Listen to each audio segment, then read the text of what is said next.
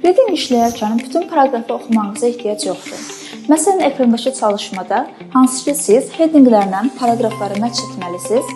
Burada istifadə edə biləcəyiniz ən doğru struktur paraqrafın ilk 2 və son 2 cümləsini oxuyaraq doğru headingi tapmaq lazımdır. Gəlin sizə bunu nümunədə göstərim. Gəlin fərz edək ki, mən artıq headingləri oxumuşam və paraqrafımın ilk cümləsinə baxıram.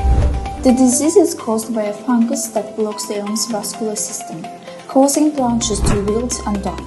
A first epidemic which occurred in the 1920s gradually died down, but in the 70s a second epidemic was triggered by shipments of alien from Canada. Cümlələrimiz bizə bu xəstəliyin Britaniyada necə yarandığını dedi. 16-cı headingə baxırıq və burada bu xəstəliyin Britaniyaya necə gətirilməsinə bağlı istinad yazılıb. Deməli, 16-cı sualın cavabı B paraqrafıdır.